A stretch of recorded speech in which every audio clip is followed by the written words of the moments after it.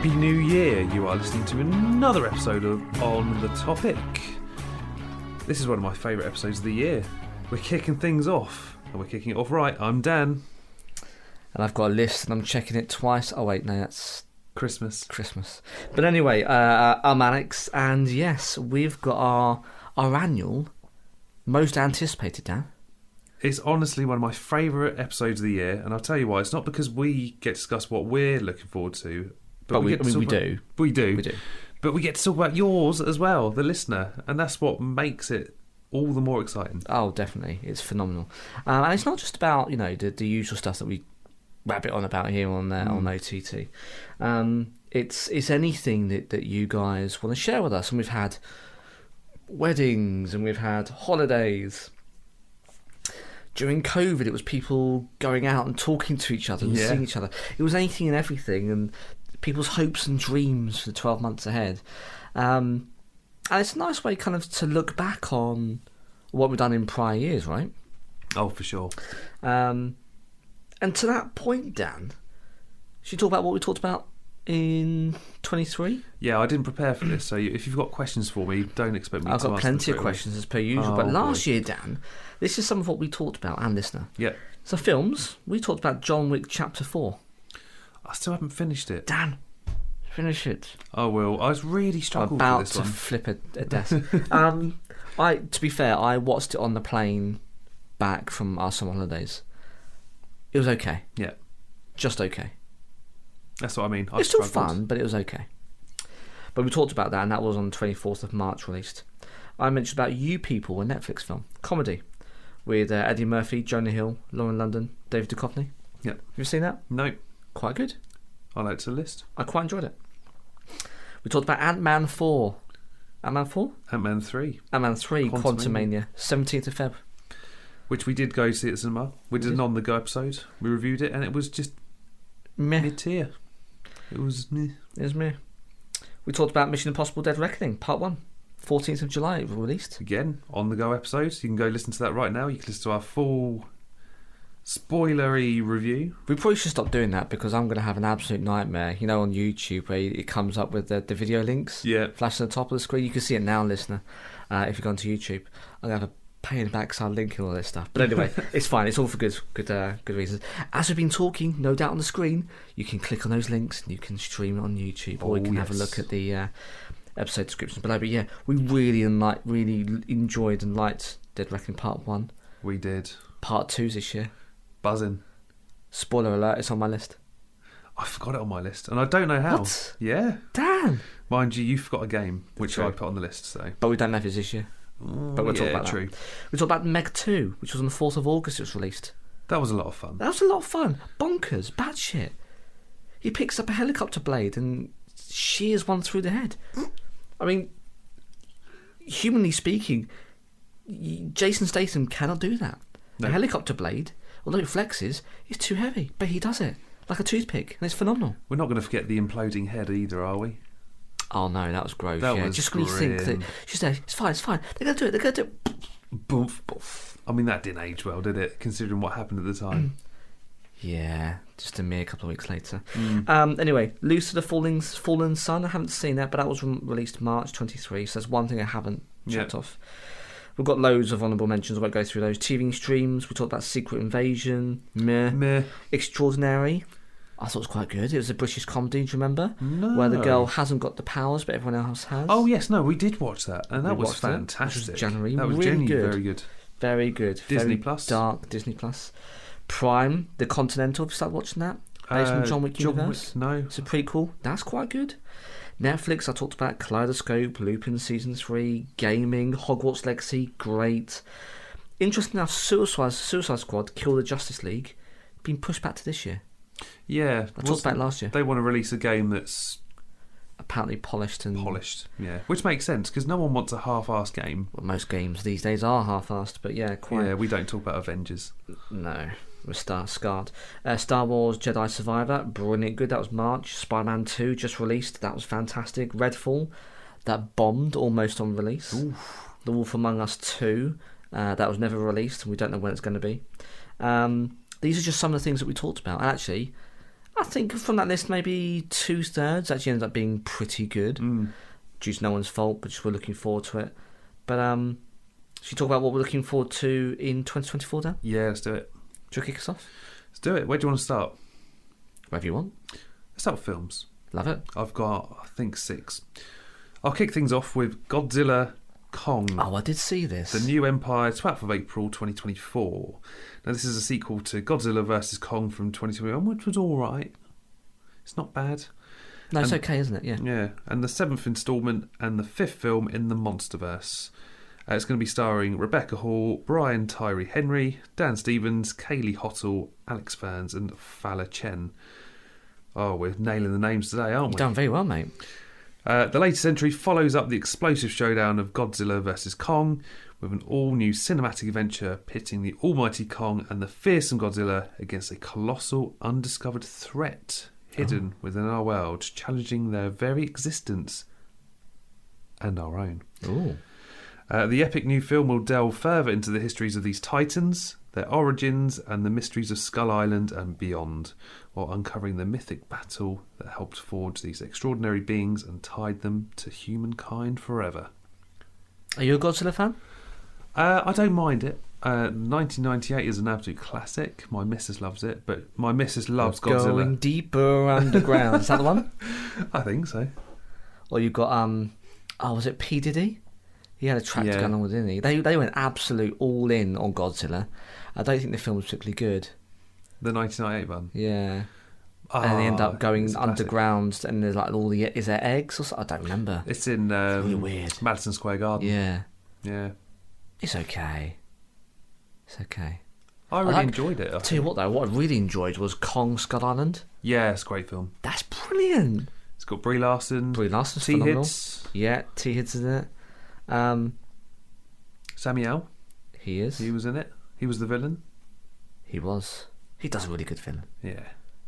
So I'm not massively looking forward to it, but I'm more than mildly intrigued. I don't know where I am on that spectrum then, Dan and listener, but it should be good. Yeah.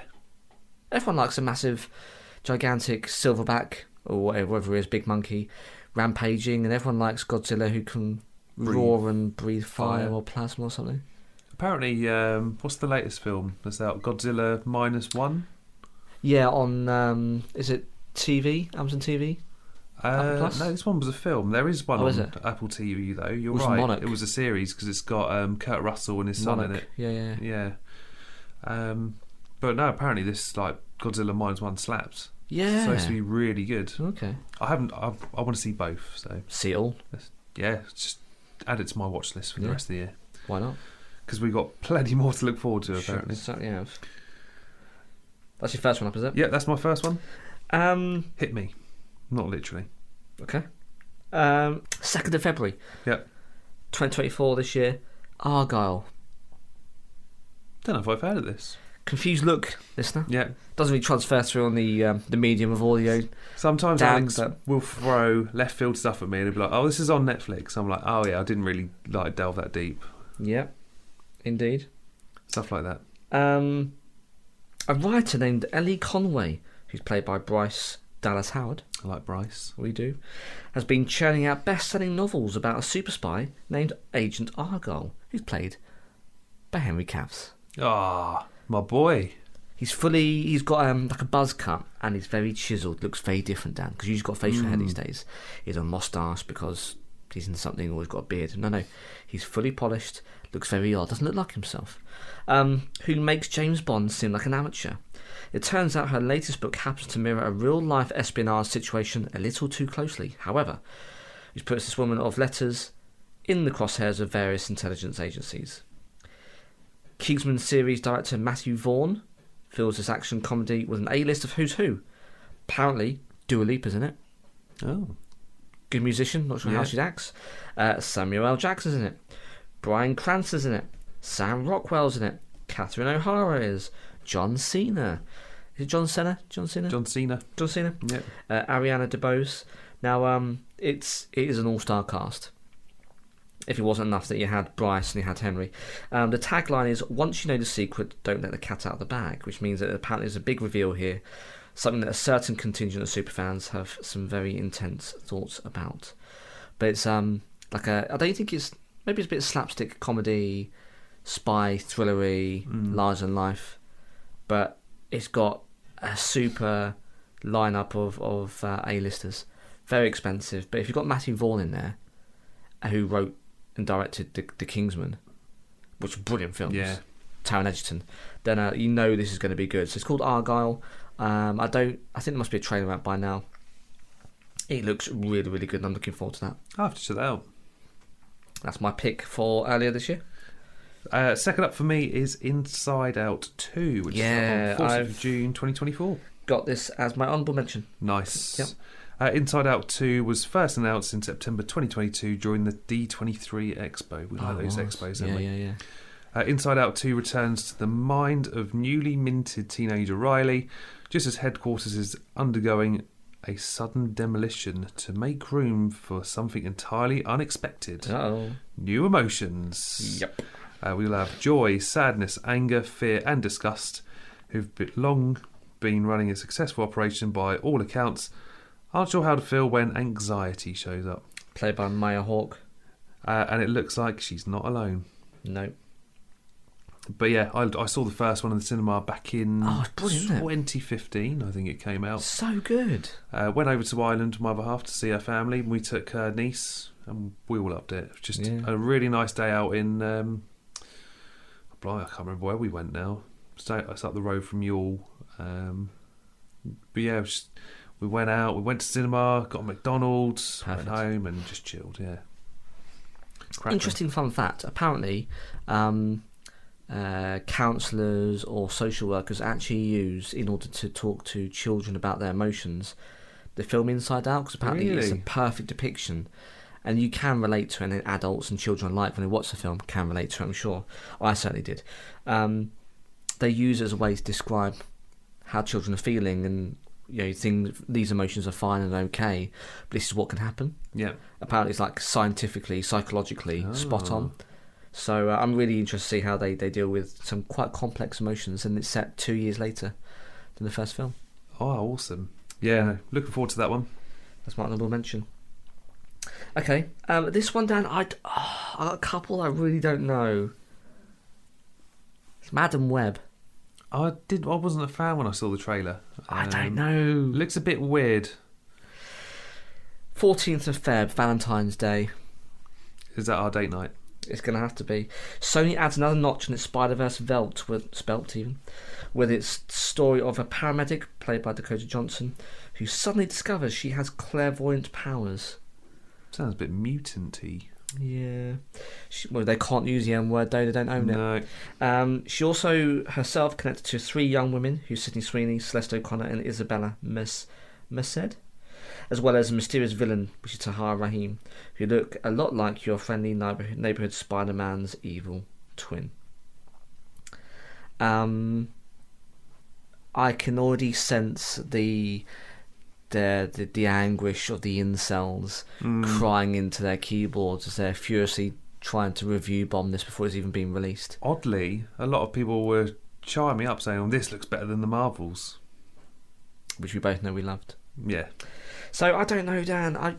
The Sony Spider-Verse without Tom Holland, I said this before, it's an unpopular opinion. I don't like the Venom films. I don't think they're well casted. I don't like the way they're depicted Venom. I preferred Sam Raimi's. Yeah. That was canon. That worked. Again, I'm not going to take to my keyboard and start bashing out hate, but I'm really not interested. That's why, although I'm mentioning it now only because of this film, I haven't even mentioned Venom 3, which is due out this year. Yeah. I have not a care in the world. You got Craven as well, which is due out. I have got that in my honourable mention. Who's the actor? Aaron Taylor-Johnson. That was it. He was Quicksilver, wasn't he, in Age of Ultron? He parked it. He did. So I've got some reservations, Dan and listener, about this one. I've added it on there because I have intrigue, and because Sony own the Spidey IP, I think it'd be a real misstep to not have it placed somewhere in some version. But then the question is, well, what multiverse is it?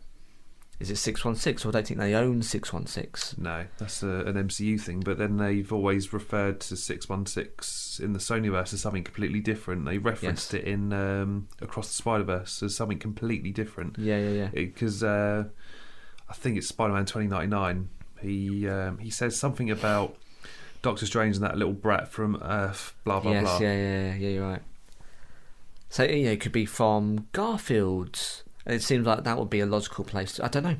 Who knows? So, hesitant, mildly interested, but I put it in there because I want to keep my eye on it. We've both said it, though. Since No Way Home, we would love to see another Garfield film, right? I think a lot of people are calling for it. There was a script already ready for 3, and they pulled it. We know that Garfield really enjoyed it, as did Maguire in No Way Home. So let's see. But yeah, Madam Web, Valentine's Day. Don't go to dinner. Perhaps go to cinema and watch this one. Come join us. Yes. Don't know what my missus is going to say. By the way, I'm going to go see Madam Web with Alex at the cinema. But happy Valentine's Day. The flowers aren't for you.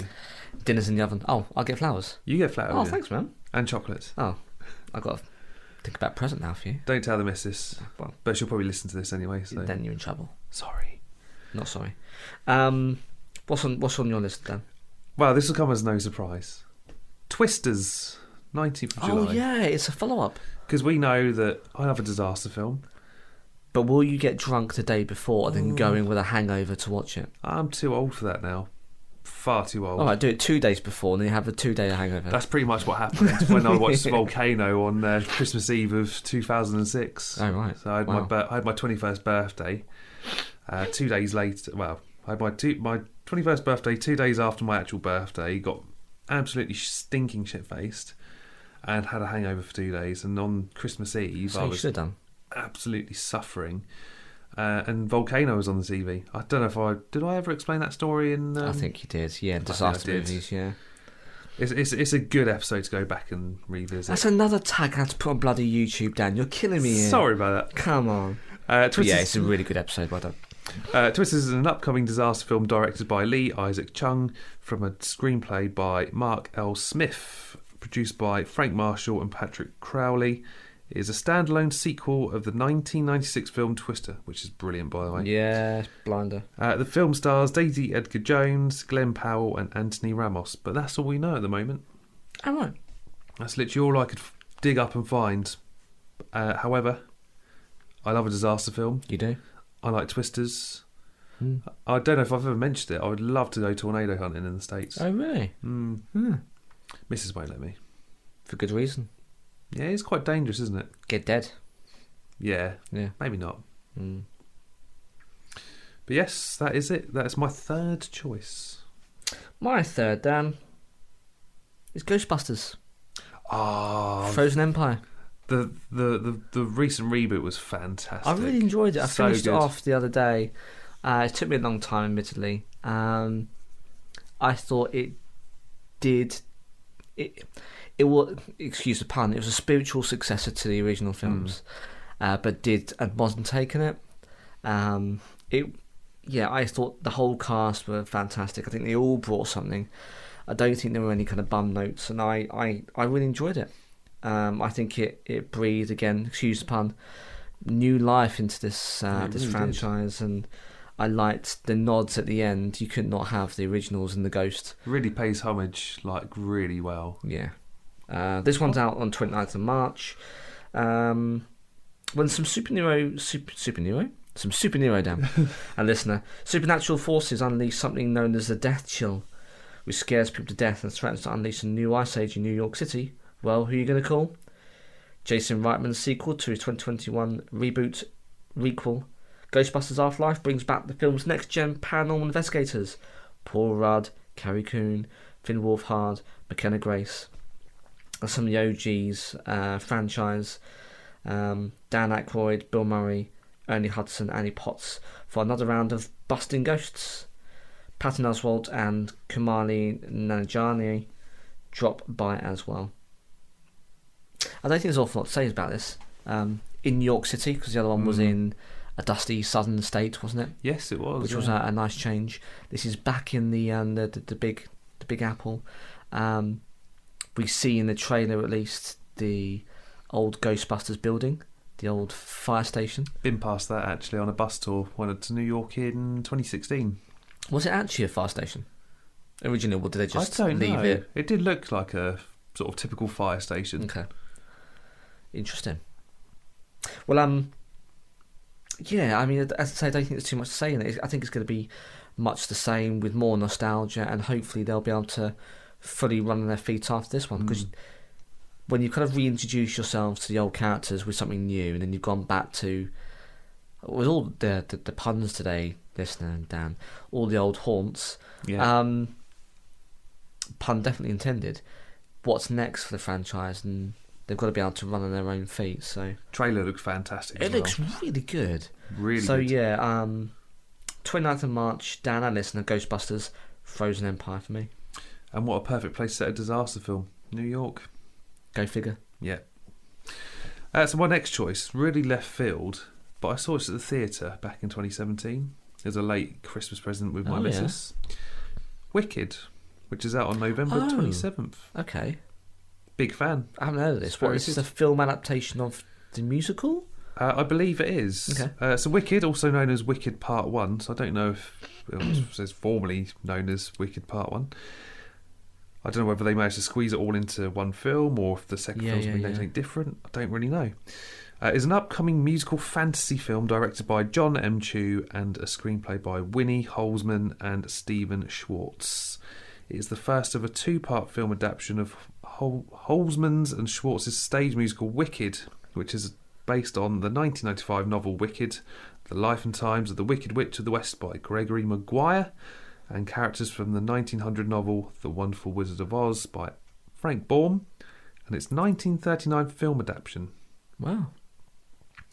The film stars Cynthia Erivo and Ariana Grande. Ooh. Again, we talked about pop stars in films. Yeah. Good voices, but can they act? Can they?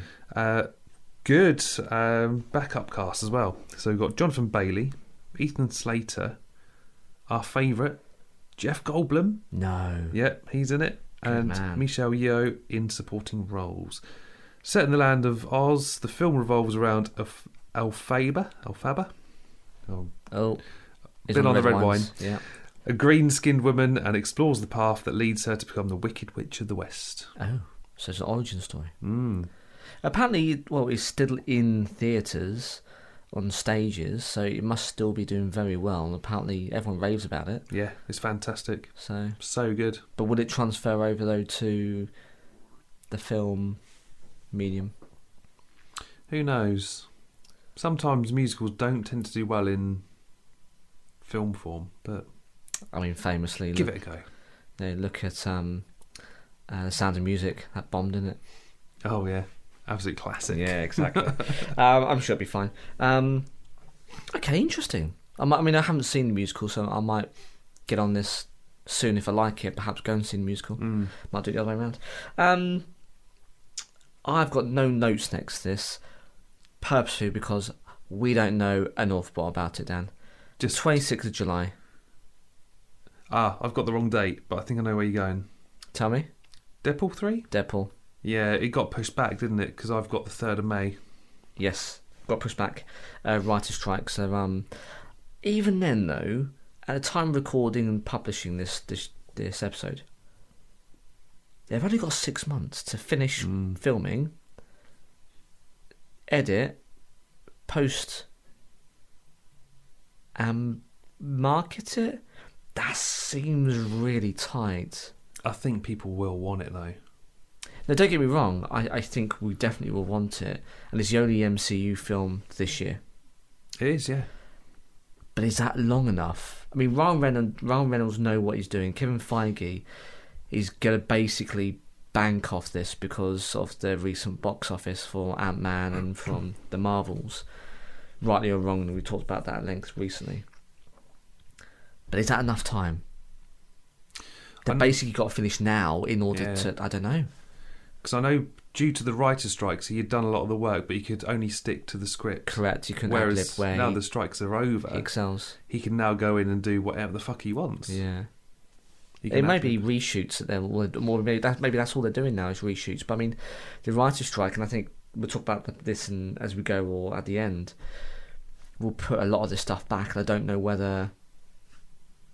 I don't know. They've kind of set to it, haven't they? Yeah. And then, can they find another window this year? I don't know. I did get some notes though. Okay. The film is being directed by Sean Levy from a script by the writing team of Rhett Reese and Paul Wernick, as well as Zeb Wells, who interestingly writes comics for Marvel. Ryan Reynolds. Reynolds stars as Wade Wilson, Deadpool, along Hugh Jackman, Morena Baccarin, Brianna Hildebrand, and interestingly, I don't know if this is true or not, but Jennifer Garner? Yeah, apparently Elektra's back. Yeah. I remember watching that in the cinema. Oh, God. 2002, I want to say? It was fucking garbage. I wanted it so bad, Dan, because I wanted them to expand on the Marvel Universe. Yeah. Daredevil was okay. I think it had a good, interesting... They kind of did what Spider-Man did afterwards. Or before. After. And they had a soundtrack, and it's very well marketed, and, you know... There were promotions out in fast food and all the magazines and stuff, but it wasn't great. I don't mind the film. It has John Favreau in it. Yeah, I was going to say John Favreau was in it. A very young John Favreau. Very, very young. I thought Ben Affleck was okay. So when I then saw Elektra, I thought. Jennifer Garner, she's got acting chops, man. Yeah. She's in Alias. Do you ever watch any of the Alias stuff? Yeah, on Sky? briefly. The spy espionage, pretty good. Really enjoyed it. So I thought, I'm going to enjoy this. Fucking garbage. I came out going, that was a hot fucking stinking mess.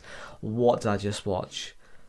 I think it's like quite long as well. Felt freaking forever. I don't think it was that long, like 2 hours or something, but it felt like 4. I was like, nah, man, I'm just not into this. I feel like that's an episode title in itself for us to visit one day. Yeah. That film was a hot fucking stinking mess. That's a soundbite for our year review. I hope it's not that. But anyway, yes, I think she's going to be in it, albeit fleetingly, which is really interesting. Mind you, starting to get images now of people photoshopping other things in, so like other actors. And Yeah. Some of the stuff is ridiculous, so... Yeah. I don't know, we'll see. It's becoming so convoluted now. You don't know what's real and what isn't. No, but what we do know is Jackman's in it, and he's in his suit, and he looks bloody awesome. And that's what we've waited for 20 years now, or something. Too long. Yeah. So about time really. Looking forward to it, Dan. So that's all of my main ones. I have got 2 honourable mentions, but I think you must have, by my bad maths, 2 more. I've got 1 more. 1 more. We've covered Deadpool. Yeah. Okay, cool. So my final choice goes to, when my phone behaves, Knives Out 3. Oh, is it? Doesn't have a release date yet. Oh. So it might not actually necessarily come out this year. Oh, okay. I might be wrong. But I've got some notes. The second Knives Out movie, Glass Onion, hit Netflix in December 22. I thought it was good. Yeah. Not as good as the first one. No. But it was alright. It was good. That was a... Was it alright or was it good? The first one was great. Yes. Second one, good. Rian Johnson has given an update on the status of the third film, saying, "It's coming along.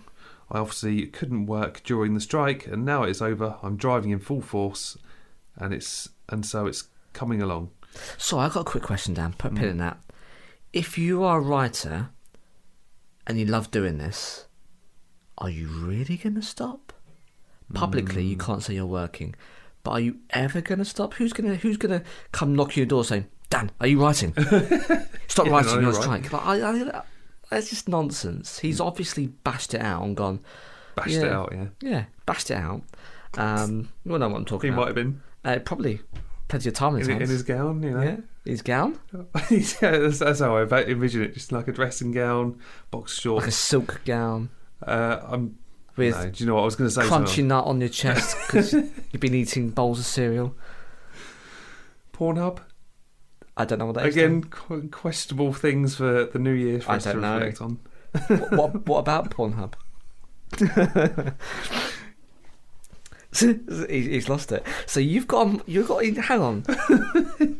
In your mind, you're thinking of a man in and I said silk, admittedly, dressing gown, in his boxers. But you went with silk. It can't not be. With Pornhub. You said bashing it out. Okay, fair. My mind's. But I didn't make up the rest of it. Well, no. But no, my point is though, would you? Sorry, Rian. Sorry, not sorry. But you can't stop people from writing. That's nonsense, right? You can't say stop your imagination. These people work all the time, so he must have something. He just obviously can't outwardly say he's done it. If that's something you're doing as you're passionate about, that's your job. I just can't envision giving that up. Do you know what I mean? No, you can't. Yeah. I know there's more to the writing process, by the way, listener. So he's collaborating, he's doing rewrites and stuff, and he's got to, get other people to read over it, and all that stuff he obviously can't do. But come on, he didn't waste those 5 months. He also goes on to say, "I've got the premise, I've got the setting, I've got the movie in my head. It's just a matter of writing the damn thing." Which he's already done. Because he's just covered all bases there before he says writing the damn thing. Yeah. So, yeah, looking forward to that one if it comes out this year. I mean, The Glass Onion came out of nowhere. So. No, it really did. That was we got a trailer and then it was out 2.5 months later. So Netflix generally churn out things quite quickly once the ball's rolling. And they did actually release Glass Onion for a week before it hit streaming. Yes, it's in cinema. So I guess Rian will do the same. So I think when I mentioned Netflix, I think it came out just before Christmas, if I recall. I think you're right. Yeah. Yeah. So that's it. That's a very questionable Knives Out 3. Insight to how you think, Dan. Let's hope you never have to go on strike. Slap a knee on this one. You're going to have to. Honourable mentions, I got If. If? 17th of May, 24. Starring Ryan Reynolds. Director John Krasinski's kid-friendly fantasy suggests that your childhood imaginary friends don't go away once their underage creators no longer need them around. Trailer just dropped. It's like a teaser trailer. They're just hanging around, invisible to naked eye. Only, it turns out that both an adult, who's Ryan Reynolds, and a girl, Kaylee Fleming, can actually see them, which presents more than a few problems for this duo. So it sounds like a bit like The Others, or perhaps A Sixth Sense, but for childhood imaginary friends, but not scary. Ryan Reynolds should be quite good. 17th of May. Okay. Trailer's out now, but it doesn't really reveal much. Okay. And my other honourable mention is Craven the Hunter. Yes. Which is in the summer, 30th of August. Aaron Taylor-Johnson donning the character's dope animal print outfit and getting his own solo outing before his inevitable meet-up with Spidey. Looks like an absolute grit fest. I remember watching the trailer and it's thinking, dark, isn't it? Christ, this is violent. Yeah, I don't think it's R-rated, using the American term, 18 or whatever, 15 now. But it looks really dark. And I'm more excited for Craven just because Aaron Taylor-Johnson is phenomenal. We talked about our wrap-up, I think, a couple of episodes ago, Bullet Train. Yes, yeah, we did. You've got to see it, Dan. Aaron Taylor-Johnson, that blows everyone out of the water. And he's up against Brad Pitt. And Brad Pitt's great as well. Aaron steals the show. He's so good. In this, I wasn't sure about casting 4 years ago, whenever it was. Now, I definitely am. And he's big, he's bulk. Yeah. I'm actually more for Craven than I am Madam Web. Yeah, I would agree with you on that one. So, I'm waxing lyrical on it, but it's one of my honourable mentions, and as I say, that's late summer. Craven Hunter. Have you got any honourables? I don't. Yeah? I think we sort of cover most of them, but I mean, we generally talk about these things as we go through the year anyway. We do. We didn't. I'll tell you what we haven't done for the last couple of years. We haven't done like a mid-year film. True, because new stuff does get announced towards the end. But the thing is, though, and I'll talk about now, the writer's strike at some point is going to hit, and it's going to hit hard. Oh, yeah. And we had that in 2018, 2019, was it? When there was a writer's strike? I think we did. And we felt the bite in, I think, the fall of that year, the autumn, because that's just when you tend to get loads of series out. Yeah. And we had nothing, and that was quite a tough couple of months, right? It was. When it gets cold outside, the nights start drawing in earlier, you turn to the sofa and you watch something. There's nothing to watch. There's plenty to re-watch, but there's nothing new. And I wonder when that's going to happen. So you might want to perhaps do a mid-year, but you may have not an awful lot to talk about. Say you might not have anything at all. No. So let's hit TV and streaming. Yep. I'll cover the honourable mentions already, all the MCU stuff. Mm-hmm. Echo, which is out now at the time of Yes. recording, 10th of Jan.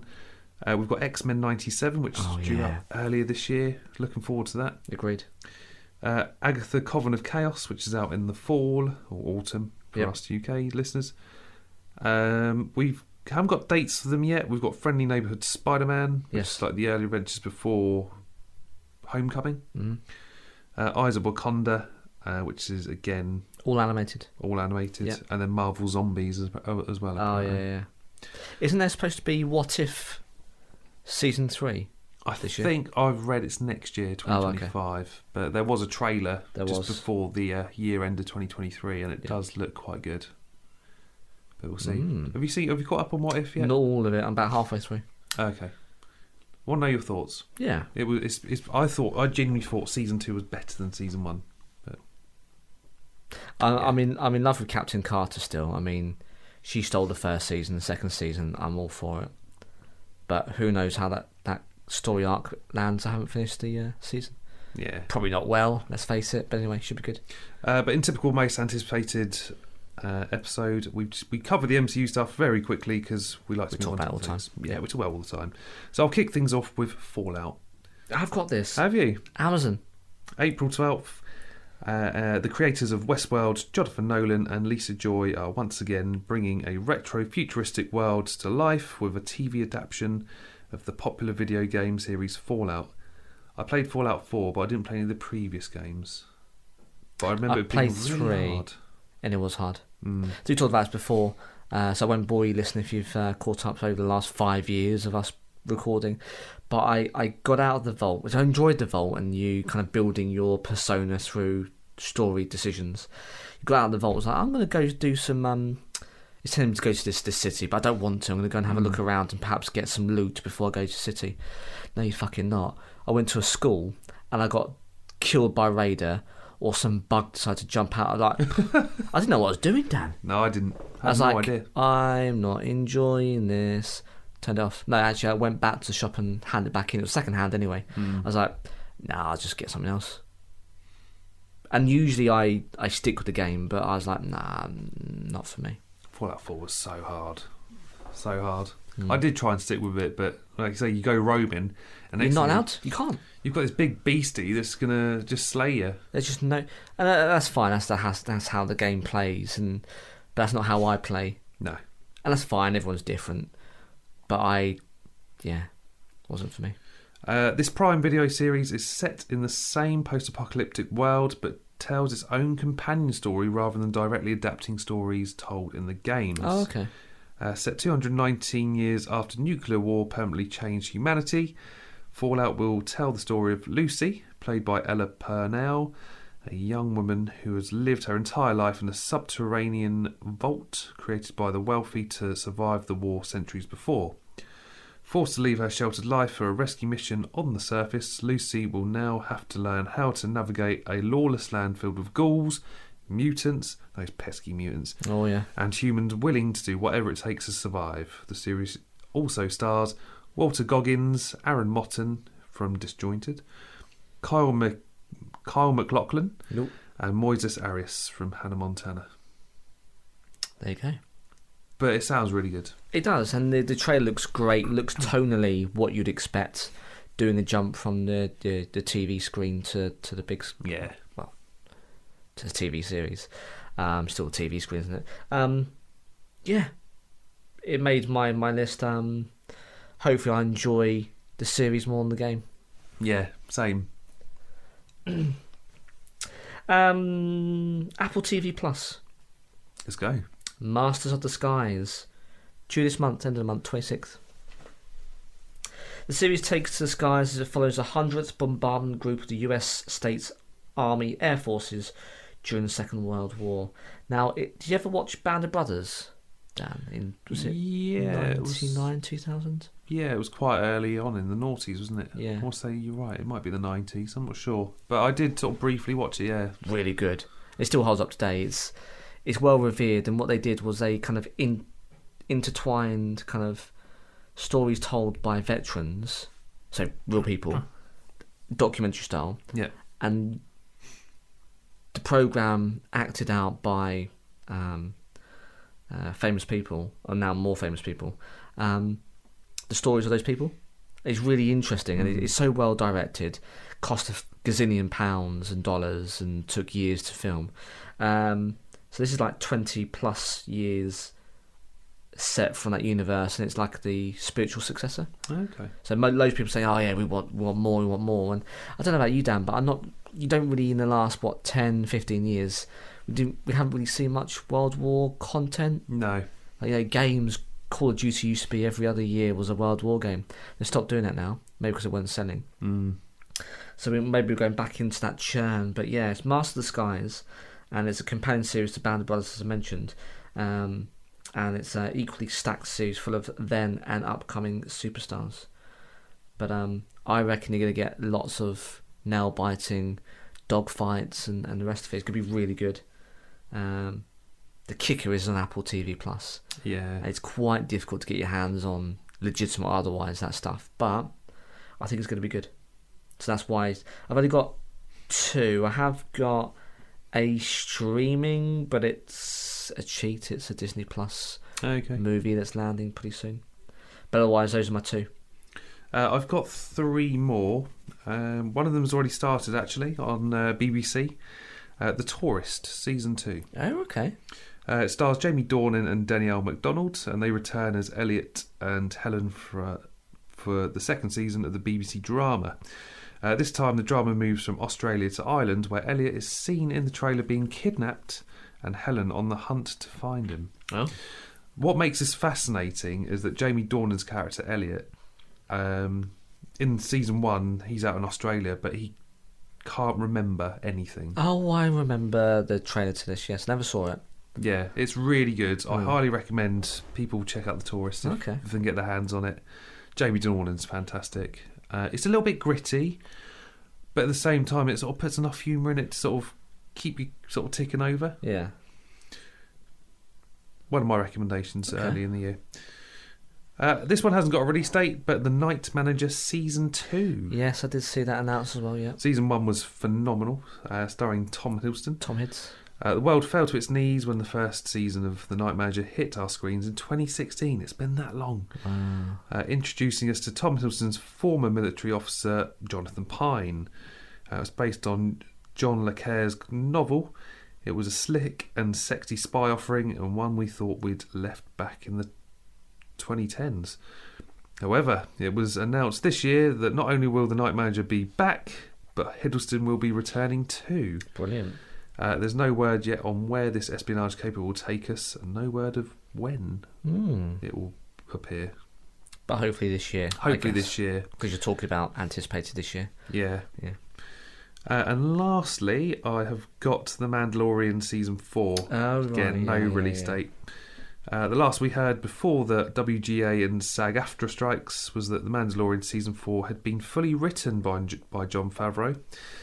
Filming will likely take place in the near future as studios work out their scheduling and slates, meaning that there's a chance we could still see Season 4 in the late 2024. Season 3 ended with Din Djarin, Grogu, Bo-Katan and Axe Wolves stopping Moff Gideon once and for all. Well, we hope. After reclaiming Mandalore, Bo-Katan takes her place as leader with the support of her people. We've got Din and Grogu then return to Navarro and settle in a small house on the edge of town. Because Season 3 takes place concurrently with the first season of Ahsoka, I still haven't finished that. I need to get onto that. It is good. It's gritty, it's dark, but it's good. There's a chance that Season 4 could see the New Republic dealing with Thrawn's return. Din and Teva have already entered an agreement to work together and take down Imperial remnants, and it's likely that there will be even more that appear with Thrawn back in the picture. Yeah. But that's my streaming and TV. I've got one that kind of straddles TV, streaming and films. Oh. Just around the corner, 16th of Jan, Disney Plus. Any guesses? Already talked about it in this episode. Oh, have we? Indirectly. The Marvels. Oh, the Marvels, yeah. Being released. We won't talk about it anymore. We've talked about it quite a few times. Guys, haven't seen it, please watch on Disney Plus. Yeah. Don't go with any expectations. Also, don't listen to the incels that are moaning and crying into their keyboards in their mother's basements. Watch it and have fun. Yeah. That's all we need to say. And if you want to hear a review, we've got an on the go, which is spoiler free. Perhaps if you haven't listened to that, go listen to that. Yeah. And then go watch it on Disney Plus if you got it, or you can get hold of it, or visit someone's house who's got it. And then we've got the review afterwards. But have fun. That's all I'm going to say. We've milked it. We talked about it. We are cheerleaders for it. But go have fun. That's what I'll say. Yeah. Agreed. But just around the corner, Dan. 16th of Jan. Just a mere week away. Yeah, it is. Blimey. From recording. Yeah. What have we got next? Games. And then I've got some music. Perfect. Let's hit the games. What you got first? Got 4.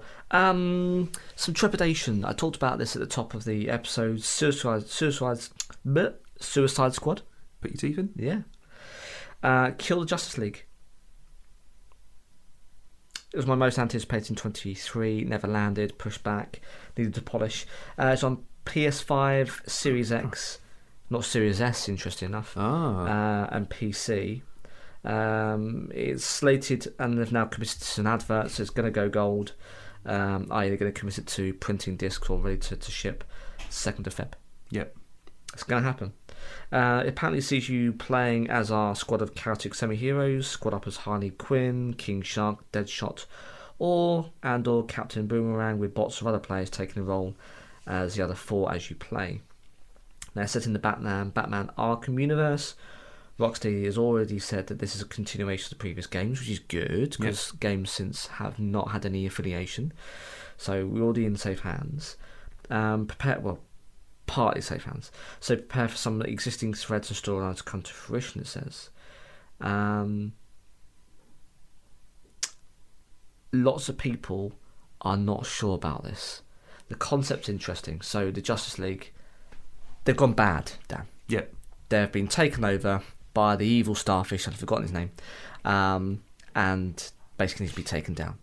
Oh boy. So they've called in the Suicide Squad, and you've got to each Justice League member take them out. Is it going to be a little bit like the Arkham games, or is it no sort of No, relevance? This one is a little bit... It's a third person, and you're basically traversing... I think it's Metropolis it's based in. Very colourful, very bombastic. Yeah. Frantic, fast-paced, and it's very, very tonally different to anything that I have seen. It looks fun, but there's some questions about whether or not actually it comes off, and tonally whether it actually hits. So we'll see. That's not the only game I've got wires about this year, ladies and gentlemen, boys and girls. But yeah, Suicide Squad, Kill Justice League, just around the corner, 2nd of Feb.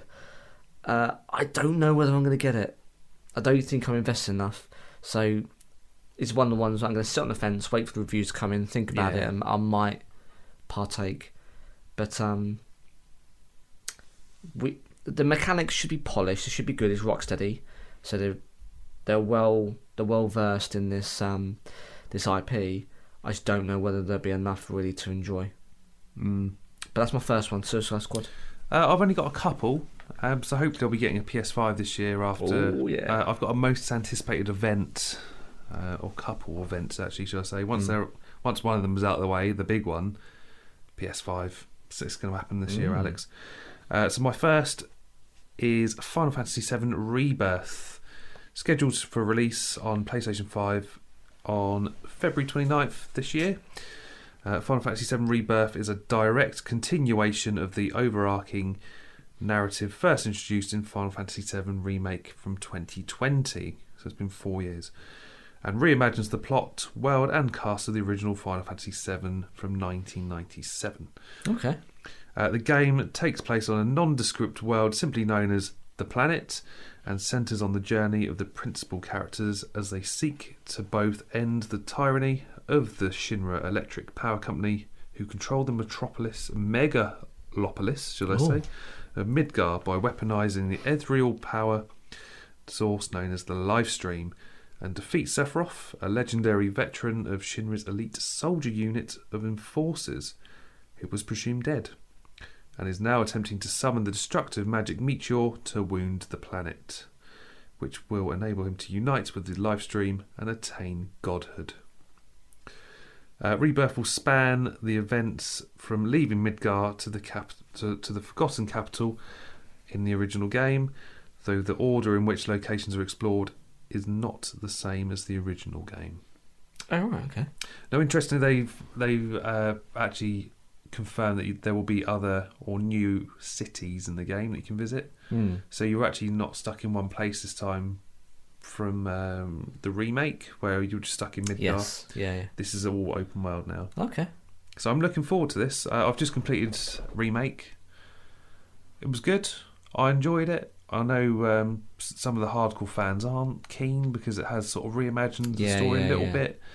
And it does sort of hones in on a lot about destinies. Okay.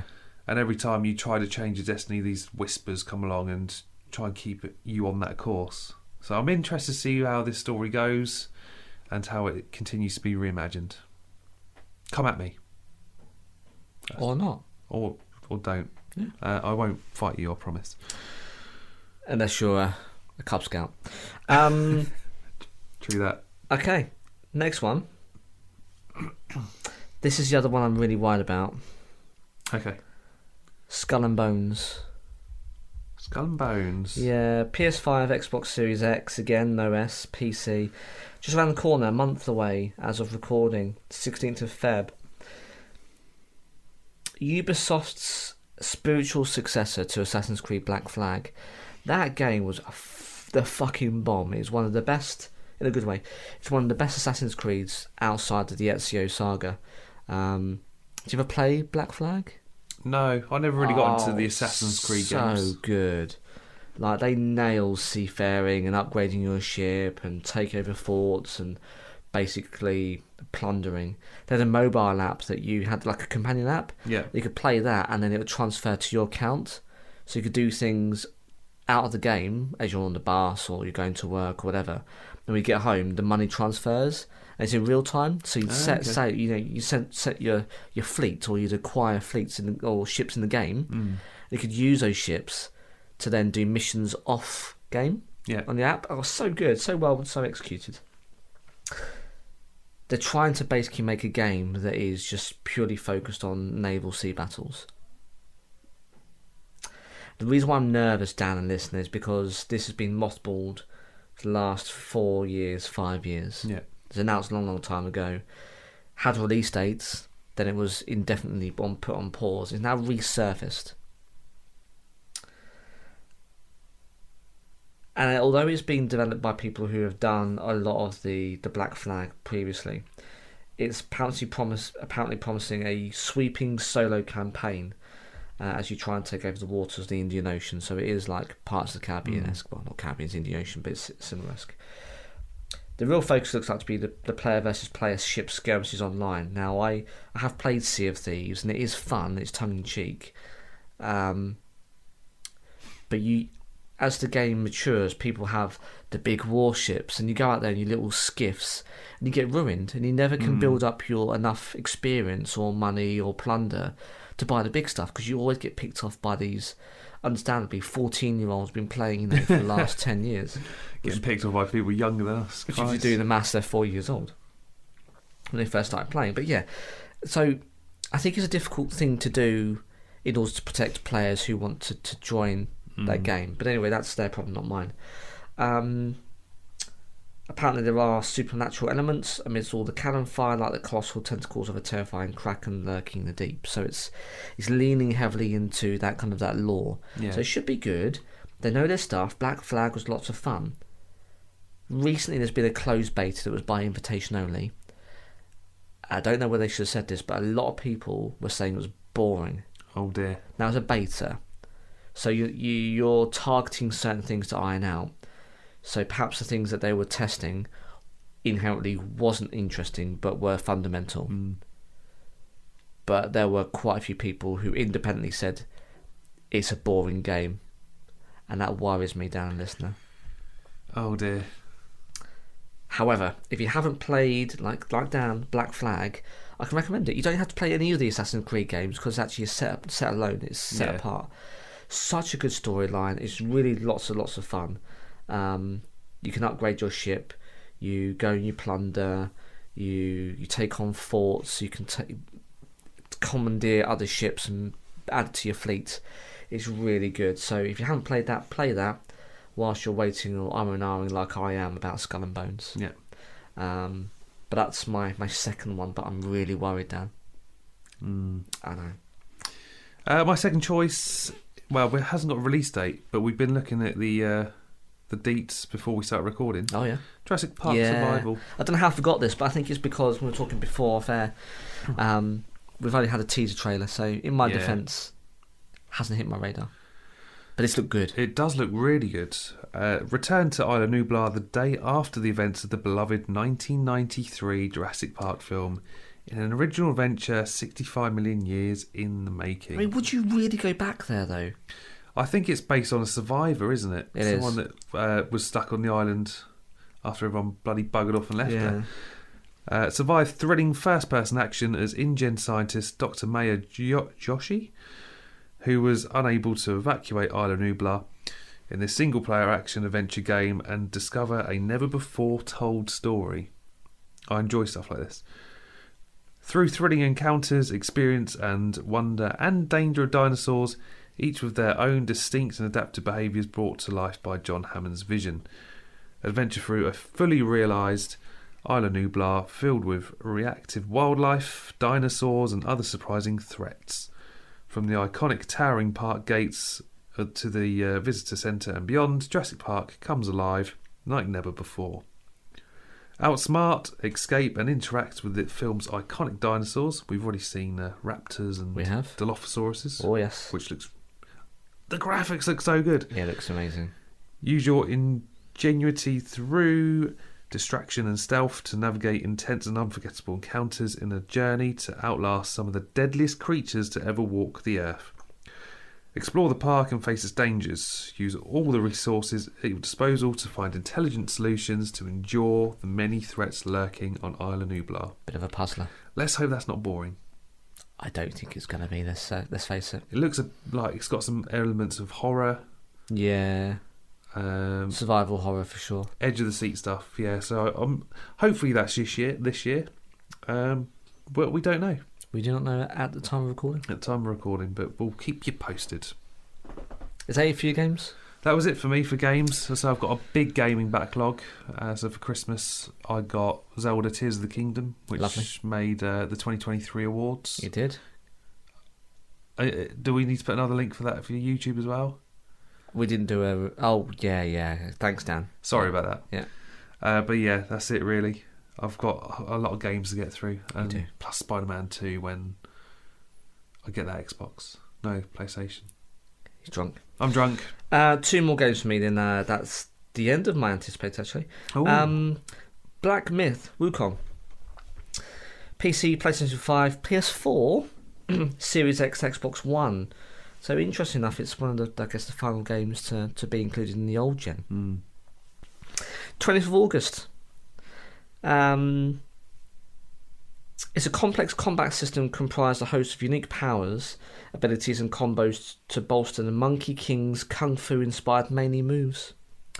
The latter largely involving whacking foes with a giant bamboo stick. From what we've seen so far, Black Myth is certainly one for fans of the best from software games. Check out from when it launches in late this year. Well, it's in the summer. Effectively, it takes the the Monkey King mythical lore from China, and basically like a anthropomorphic character. I guess you're more monkey than man, but you're a monkey man. And basically, you're taking on lots of larger-than-life enemies, but the kung fu is fast and frantic. There is button mashing, but I think there's combos to really work out and to devastate. And the graphics look phenomenal. And it was announced, and this must be alpha 2.5 years ago, and it looked sick then. And since then, obviously, the world's a different place, and they've thought about it and they've done a little bit more polishing. I'm really looking forward to this one. And this might end up being a PlayStation 5 game. So I talked about it before. I tend to just get the PlayStation exclusives on the PlayStation and play everything else on the Xbox. Yeah. But this game, I think, should be warranted on the PlayStation 5 technology. So I think this one is going to be a PS5 for me and break my trend. But yeah, Black Myth, Wukong. So if you haven't seen or heard about it, there's trailers online. Go take a look. I think this might be a sleeper hit in the summer. And then one that a lot of people are talking about now, Star Wars Outlaws. This nearly made my list, actually. Looks bloody brilliant.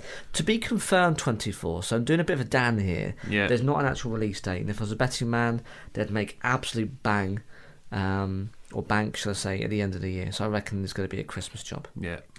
The first ever open world Star Wars game is, of course, Jedi Survivor or whatever.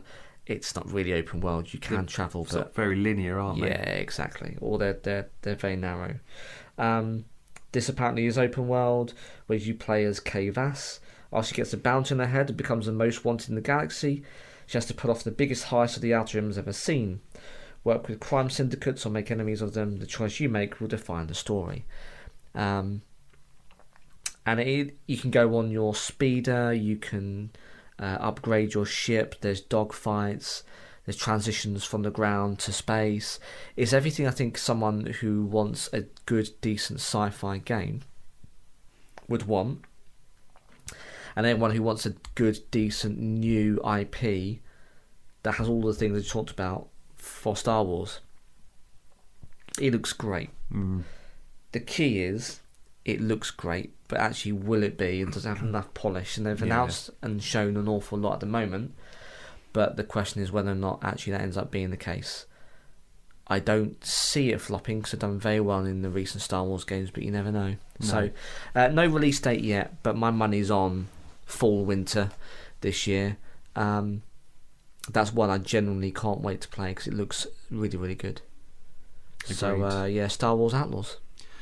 I mean, every year I always have music, but my list isn't actually that astronomical this year, which is unusual. And I think the music industry, I might be wrong, is shifting. You generally now get bands that go, here's a single, oh yeah, by the way, we're going to release an album. They don't ever really give you much notice these days. Yeah. So first up, we've got Neck Deep, We Need More Bricks, which will be out at the time this episode drops, 12th of January. Always found this band really hard to get into. Phenomenal pop punk band. Some of their stuff's really good. Yeah, their newer stuff just slaps. I'm really looking forward to this. Sum 41, Heaven Hell. No release date yet, but this is going to be their last album ever. Yeah? Yeah. But I mean, most bands say that, don't they? They go, we're breaking up, that's it, we're done now. And then the funding runs 10 out. 10 years down the line, they go, do a reunion. Oh, we're back. Yeah. Interesting to see how that goes. Their single Landmines, I think it was called, was quite good. Okay.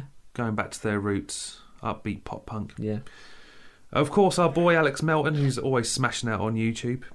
Yeah, he's got his independent stuff, not covers, right? Yeah, he's going to do an indie album this year. He's already teased something, and from experience, writing your original stuff is really hard compared to. I mean, he does it better than anyone else. He's God tier. He can reinvent a song. He'll go, oh, that country song, I'm going to make it into a pop song. Or a punk song. Or that, Or that punk song, rock song is now a country song. Exactly. He's God tier. He's so good. It's insane. And Def Havana have been teasing stuff. Oh, yeah. So my boys, DH. Whether we'll see any new music this year or not, I don't know. But we've been saying that most anticipated, haven't we? It has been a couple of years since The Present is a Foreign Land. which was a good album. But yeah, that's it for music this year. And no doubt we'll talk about it more as we go on into 2024. Excellent. Couple of events I'm looking forward to. Oh, yeah. Next month, I'm off to Tokyo. My other half got into the Tokyo Marathon. So yeah, really exciting. I'm looking forward to going to Tokyo and experiencing a new, different culture. And have some ominiyaki, the pancakes. Get some different flavoured Kit Kats for... Sake. Yeah. Have you had sake before? I don't know if I have. I haven't had sake. I think I need sake. I'll try and bring some home for us. Yeah? Oh, we'll do a Japan tasting session. We'll do a YouTube video or something, yeah. Because we're going to do Kit Kats, right? Yeah, we're going to do Kit Kat tasting. Because that's going to be rank, right? Soy flavoured Kit Kats. We don't want to be disparaging of our wasabi. Japanese friends. I'm sure they've got perfectly the taste buds, just perhaps not our palate. No. But I'm looking to, all things aside, I'm looking to kind of see what it's all about, because we talked about before, they bloody love a Kit Kat, and surely someone must like them because they're still making them. Yeah. I mean, they've got like 300 odd flavours, which we talked about in Here We Go. Sorry, Alex. Mind-blowing facts. Again, there's another link on YouTube. Yeah. No, it should be good. It should be really good. Yeah. And in April, me and the missus are going to the O2. We're going to go see a WWE show. Oh, yeah? Yeah. There is a story behind this. People are probably thinking, or long-term listeners going, Dan, you never mentioned you're into wrestling. Well, I wasn't really for a while. So I fell in love with it in sort of the late 90s, the Stone Colds, the Rocks, the Kanes and Undertakers and God knows what. The classics. Fell out of love with it about 2005. It just got a bit boring. But I've always sort of followed it loosely from afar. In the last year or so, the writing has been phenomenal. Like, just genuinely brilliant. And I started to watch it again seriously sort of last summer. And then one day I went down to watch Friday Night SmackDown. I recorded it overnight. And the missus went to me, can I watch wrestling with you? I was like, yeah, of course you can. I'm not going to stop you from watching TV with me. I thought you were going to say she came downstairs and said, why are you in your silk dressing gown covered in crumbs covered in crumbs and looking sweaty? I mean, that could feasibly happen. Yeah. I'm watching SmackDown, leave me alone. Turn off the lights. We don't have Brian. Don't look at me. We don't have Brian Manny matches anymore. Oh, okay. They're not a thing, it's all PG friendly. Oh, good. They've made it accessible for all ages, good. I guess, which is good. Okay. It doesn't mean wrestlers still don't get hurt or get busted open by accident. Yeah. Back in the day, they'll put like a blade in their head and like just flick it out. And they'll be like, oh my god, he's busted open, he's been hit by a chair. It's like, we know it's fake, but guess what? Your favourite TV shows are fake as well. It's true. Love Island, they're probably feeding them drugs in the background. How dare you? You're not a Love Island fan. Nah, I've never seen it before in my life, nor do I intend to. Trivial. I'm also just assuming that like there's a producer in the background. Hey, here's some drugs. Get these down before we go live. They'll make good content, probably. Do you know what would be really good content? Is a real life Jurassic Park. I think we talked about this, didn't we? Dark. Just shove them all on a survival TV. What, Love Island people on Isla Nublar? Yeah, for sure. Wow, imagine that. Be so conflicted because you'd be watching going, I really fancy that woman. I've got a hard on, but she's getting torn apart by a Dilophosaurus. What? I'm so conflicted about what I'm watching. That's very dark. Yeah, that's a dark place I just went to. I'm sorry, listener, you didn't need to hear about that. Either we've talked about that before, or I'm just having deja vu. It's the simulation, which we'll talk about in the next episode. Yeah. Which is, it's just bonkers. I can't believe my mind's just taken to a really dark place there. Yeah. Anyway. Oh, this has been a really raunchy episode of OTT this week. Hot under the collar. Whew. There you go. Yep, so that wraps it up for our... Well, it nearly does. I'm just coming out with something left field last moment, because actually remember I got this. In mid-March, I'm going to the O2 to see John Mayer solo. Oh, nice. So it'll be my third time seeing him. Singer-songwriter, guitarist, he's phenomenal. I really can't wait, Dan. It's going to be so good. He's not often over here, he doesn't often do world tours, but this time he says he's coming on his own. Now, sometimes he has his band with him, which is made up of musicians in their own rights. It's almost like a super group. Or he has backing people with him. Apparently, it's just him. But I mean, he's so talented. He'll probably have a loop pedal or something. But I can't wait. So yeah, really looking forward to that. But that's a notable mention come up this year for me. I'm looking forward to that mini review before we do an episode in March. Let's do it. Let's do it. Over to the listener. Right, let's kick things off. I'm excited, Dan. This is my favourite part. For this episode, all episodes it is, but this one, it's really interesting to hear what people are generally up to and what they're going to be doing. Gives us ideas, perhaps gives you ideas, listener. Really excited to see what people have got planned for their year. Let's kick things off with Gemma. She says Taylor Swift. She didn't quite say what, but I think T Swift has got a new album out this year. Oh, okay. If you're going to a gig, good luck getting tickets, because you have to sell all your kidneys and hopefully live long enough to see it before you cark it. Yeah, I mean, it's the same with anything these days, though.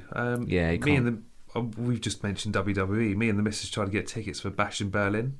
Excuse me? Yeah, that's the name of the event. I can't. Continuing the X-rated theme of this episode. Oh, yes. Yeah, okay. We tried to get tickets and they sold out in like 2 minutes. Of course did. And we were like 10,000 in the queue or something ridiculous. But yeah, Taylor Swift. Next up we got Luke. He says, Pompey going up as champions. I don't want to jinx it, but we're on a bit of a blip at the moment. Yeah, I know. And I'm already getting PTSD from the 18-19 season where we were top at Christmas and then we just flopped. Sounds like Liverpool as well, this time of year. And he says, on a personal level, another collab with Little Monster. So my friend Luke, he works for a brewery called Only With Love. Mm-hmm. Recently did a collab with Little Monster, they're both phenomenal breweries on the South Coast. They're more, I think Little Monster's sort of Chichester based. Okay. Only With Love's just above Brighton. But West Sussexy. Yeah. Any craft beer lovers, check both of them out if you're not familiar with either. I highly recommend. Good stuff. Next one we got Joel. He said, 2024, Pompey promotion. There, I said it. There you go. Again, It's going to happen. I'm not going to jinx it. Positive mental attitude, Dan. That 2018. All you've got to do is rely upon everyone else to fuck it up. Yes. As long as you've got more points at the end of the season, doesn't matter. No, true. Or you could do a Steven Gerrard and lose it at the final game. Ooh. Or be usurped by an inflatable beach ball. Yeah, that all happens. That was horrible. Anyway, that won't happen. It's positive mental attitude. It's fine. Next up we've got Kelly. She says, Supermassive Games Directive 8020 and the new Silent Hill. Oh, right. Quite intrigued by the Jordan Peele Hideo Kojima collab too. Which is going to be scary as hell with those two. Which is, but I'm not sure when that's out. Okay. Interesting. Next up we've got Multiverse Dan, one of our favourites. Oh, yeah. He always writes in. He says, Football Manager 2025, finally moving over to a new engine. Spreadsheet Manager going all futuristic baby. Interesting. I could never get into Football Manager. I had it on my mobile phone, must have been early 2010s. I was awful at it. I don't know how these people play it and constantly win and get top of the league and then suddenly go up to the Premier League. I can't do it. I would lose like 10 matches in a row, you're fired. That's more your fault than the game's, surely. My tactics were good, mate. Sure. I was playing 4-5-1. But when the game's called Football Manager and your managing tactics are appalling, it doesn't sound like it's a game problem. It sounds like a you problem.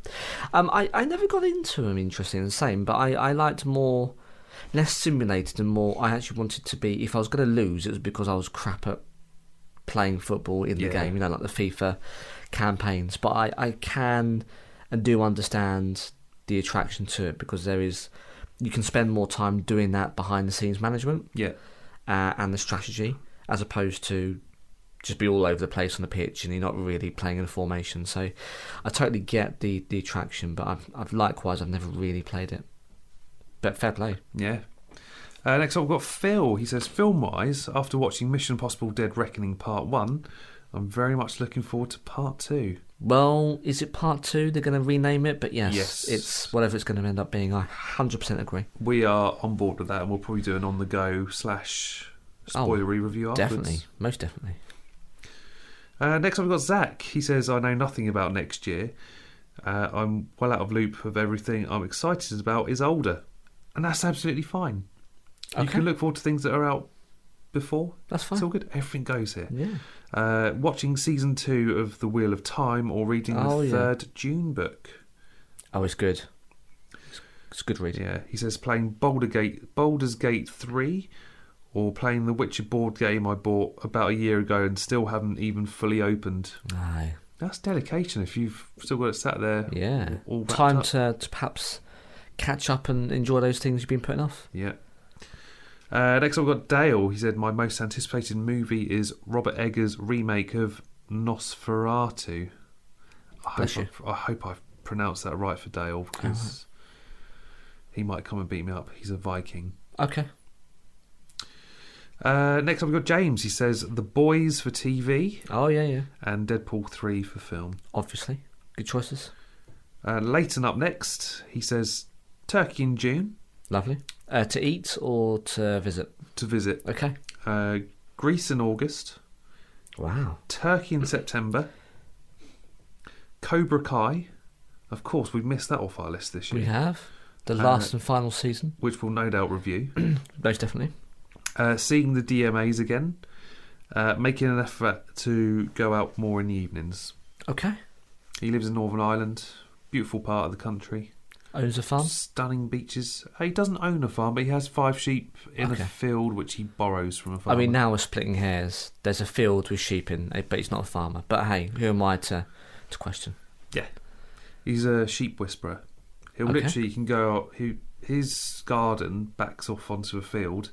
He'll go out to the end of his garden, he'll whistle, and those 5 sheep will come running. Sheep whisperer, I'm telling you. Very cool. Finally, we've got Rob. He says, a world free of nauses. And if anyone's wondering what a nause is, it's a really irritating person or someone who was being really annoying at the time. Narrows it down. I mean, there's a lot of nauses out there. We talk about them all the time here. What grind your gears? Yes. Did do one last year. Perhaps we'll do one this year. I think we need to. We didn't really have a lot to moan about last year. Yeah, which is odd for us. Because we can be grumpy. Yeah. But perhaps this is the year. I mean, oddly, e-scooters aren't annoying me that much anymore. That's because not many around are getting clamped down. Yeah. Which is good. Bastards. E-cigarettes. They're blowing up. Yeah. Everything's blowing up these days. Yeah. Electric bikes, electric scooters. Yeah. Well, they're banned on public transport in the UK. Anything with a dodgy battery in it. Teslas? Don't know much about those. They're cars. Self-driving cars? Yeah. Well, not in this country. In the US, you can pay extortionate amounts of money to unlock that software behind a paywall, and then it will self-drive. Yeah, I'm not sure. In this country, it hasn't passed laws for good reason. Isn't that an Elon Musk invention? Yeah, it's Musk. Of course it is. Of course it is. It's batshit.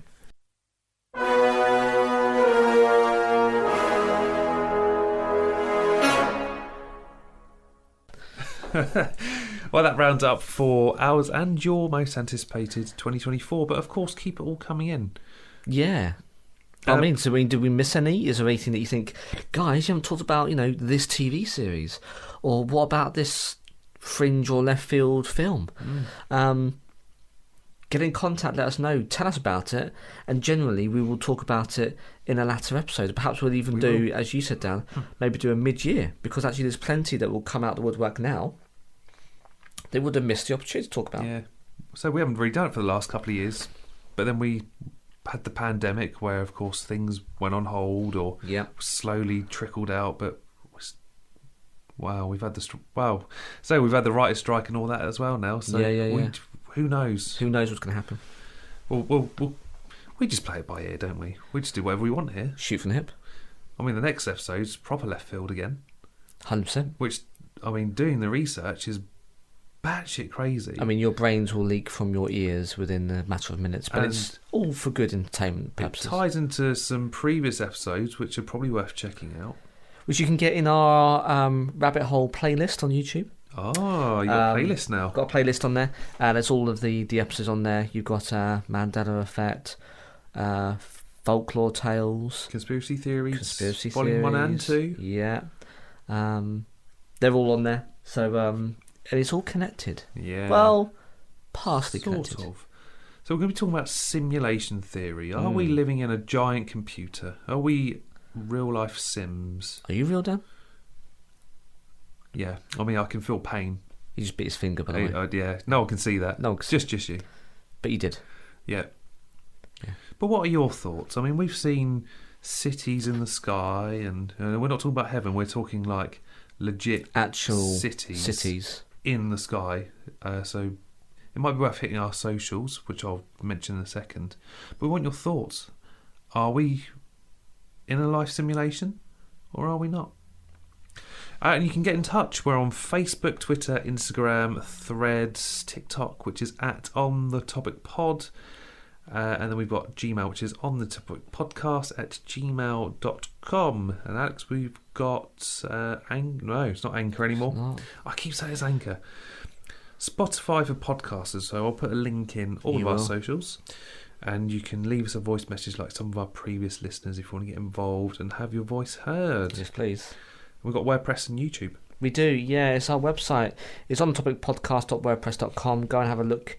See our ugly mugs, our bios, our affiliate content provider, Morbid and Mundane. We've got all of our episodes on there, the whole back catalogue.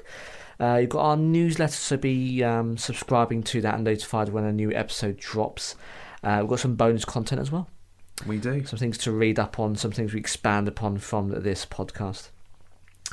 And then we've got our YouTube channel. I've talked about it before. I'm going to be busy editing, Dan. Thanks for that. Sorry about that. On topic OTT, GITS, or On Topic Podcast on YouTube. Go subscribe, hit the notification bell, and stream it when you're cooking, when you're walking around the house, if you've got work and you want something in the background. You do, and we are seeing those numbers. Thank you for listening and subscribing and for streaming. Continue to do so, and soon we'll do, I guess, Kit Kat eating, chomping, reviewing, getting drunk on sake. How cool would that be? That's gonna be fun. Not for the listener watching us slowly descend into madness. Absolute chaos. Chocolate on our faces whilst we're half cut or fully cut on sake. It's gonna be amazing. And we've got some life stuff happening coming up, so we might have a lull, we might not. We don't know. We'll see. We'll see what happens. We're going to play it by ear, but the start of this year might be a little bit challenging, but it's all good. It's all good. Just stick with us. Yeah. And in the meantime, we'll throw out some vaults, and you can see some of our back catalogue and some of our past episodes to tide us over. Yes, do. Check those out. Yeah. And that's it. That is it for another week. Well, I'm off to check out some of the trailers for some of your recommendations, Alex. I've been Dan. I'm going to go and fetch my my silk dressing gown and go and sit in front of the TV with a box of tissues and some crunching out. I'm Alex. He's broken me. And we'll see you next time.